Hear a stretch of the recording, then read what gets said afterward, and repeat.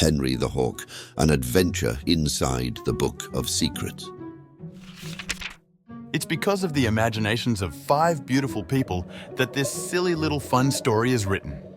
They know they are loved more than all the drops in the oceans. Not too long ago, in a little cottage in Pennsylvania, there lived 5 children named December, August, June, July and May. It was a cold, blustery day outside, so the 5 children were in the cottage playing in the basement. This was a special play day because one of their best friends came over to play. His name is Max. Hi, I'm Max. As they were playing, they heard a knock on the playroom window. It was Henry the Hawk, but the children noticed. Henry was carrying something in his claws. The children opened the window to let Henry come inside. After the children gave Henry the Hawk a big hug hello, he asked the children, "Who's up for an adventure?" Their best friend, Henry, had something far beyond their wildest dreams. Wow! This is the real Book of Secrets, the one Captain Nemo found. July said, carefully taking it out of Henry's talons. Captain Nemo said it holds not just information, but the stories themselves. Like, you can actually live them. Wait, what do you mean live them? June asked curiously. Henry fluttered to the book, his golden eyes shimmering. The Book of Secrets is no ordinary history book. It's enchanted. If you open it the right way, you don't just read the stories, you enter them. But be warned, the secrets inside are powerful. They were hidden for a reason. Excitement rippled through the group. They were always up for an adventure, but the chance to live inside some of history's greatest mysteries? This was next level. Let's do it. May said, his eyes sparkling. Besides, we've got Henry. We can handle it. What can go wrong? Since December was the oldest, Henry handed him the book. December hesitated, his fingers hovering over the book's worn cover. Then, with a deep breath, he opened it. As soon as the book's pages were exposed to the air, a brilliant light shot from the pages. The light wrapped itself around the group like tendrils of magic. The room spun, the light growing brighter until they couldn't see a thing. Suddenly, the spinning stopped and the light faded. When they opened their eyes, they were no longer in the playroom. We're inside the story, I think. Max said, wide-eyed. Yeah, but where are we? August asked, looking around at the strange environment. The walls were gleaming white, with flashing lights and computer screens everywhere. We're in Area 51, Henry said, landing on a nearby console. the home of one of the world's greatest conspiracy theories, aliens and secret government technology. The group barely had time to process this before alarms blared and red lights began flashing. Strange figures in white lab coats darted around, securing doors and whispering frantically. One figure, shrouded in shadow, approached the group.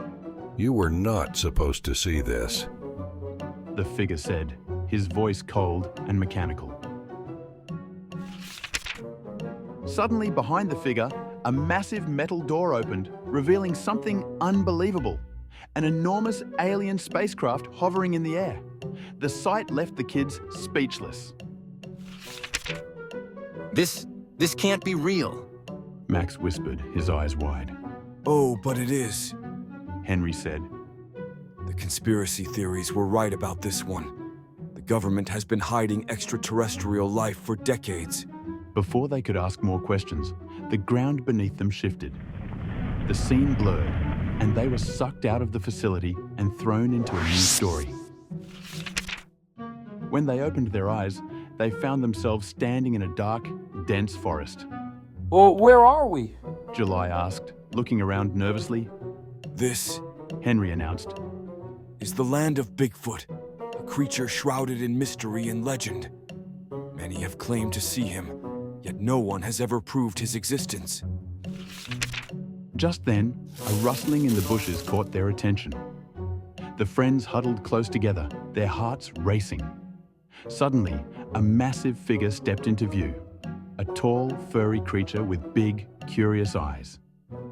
Is that Bigfoot? May whispered, his eyes wide. Yes, indeed. Henry said with a smile. He's known for being shy but curious about humans. To their surprise, Bigfoot let out a friendly grunt and waved his enormous hand. The kids exchanged excited glances and waved back. Hello! July called out, and Bigfoot turned and smiled. I have an idea. Let's get a selfie with him. December exclaimed. What? Max asked nervously. After the selfie, and before they could fully absorb the moment, the forest started to fade.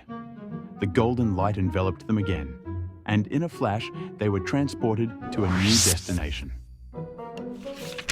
When the light faded, they found themselves in a beautiful, enchanted forest near a seaside fishing village. Tall bamboo trees stretched toward the sky, and a soft mist rolled through the air. Where are we now? July asked, looking around. He noticed a sign that said, Passamaquoddy 3 miles. Suddenly, a deep, friendly voice called out from behind the trees. Well, hello there, young travelers. The kids turned and gasped in amazement. Sitting on the fence before them was a giant green dragon with soft eyes and a gentle smile. It's Pete's dragon. August exclaimed. Yep, that's me. The dragon said, and jumped over the fence. My name is Elliot. It looks like you've come a long way. What brings you to this part of the world? We're following the Book of Secrets. December explained, holding up the glowing book. It led us here, but we're not sure where we're going next. Elliot smiled warmly. Ah, I see. Well, if it's secrets and magic you're after, you might want to visit my cousin, Puff. He lives in a land called Honolulu, where the air is filled with dreams and mysteries. Puff the Magic Dragon? December asked excitedly. We've heard about him in stories. And I even sang a song about him in a talent show. Yes, Elliot said with a chuckle. but he's very real, just like me. Honolulu is a magical place where anything is possible. Would you like directions? The kids nodded eagerly. How do we get there? August asked. With the kids listening very closely, Elliot stood up so as to think clearly.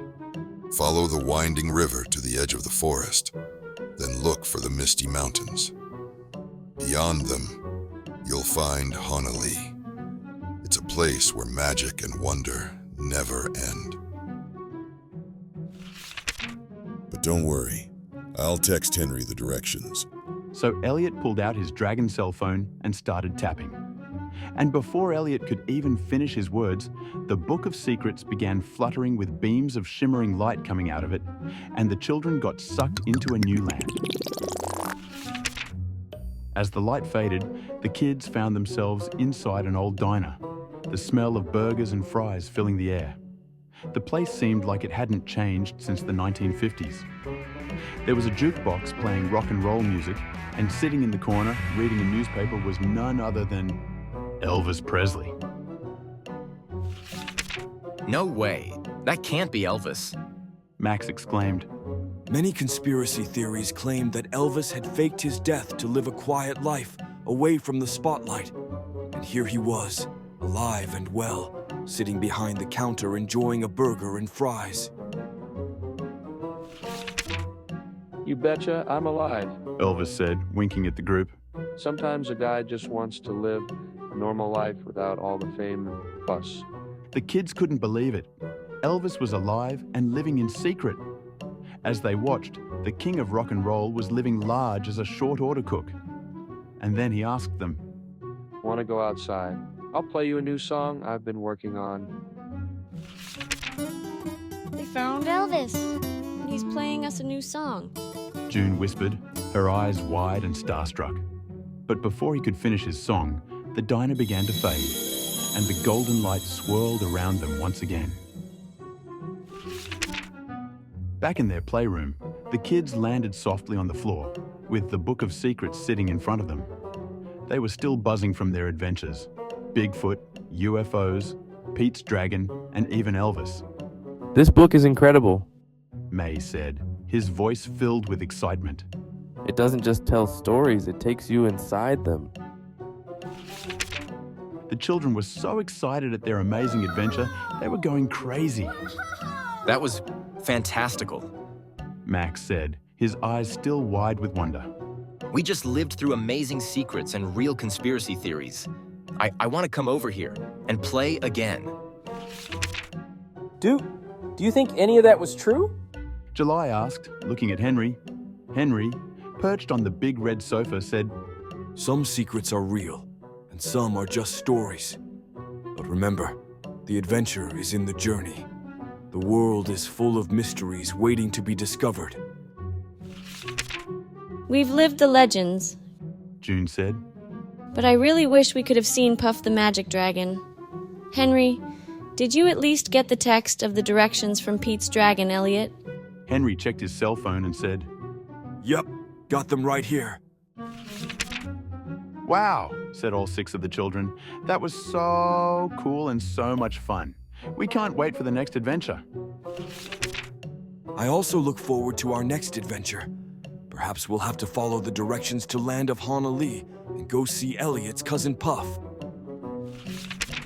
And with that, all 6 kids waved goodbye and said, We love you, Henry. We can't wait to see you again. Henry flew up into a cloud and a sonic boom could be heard miles away. The end.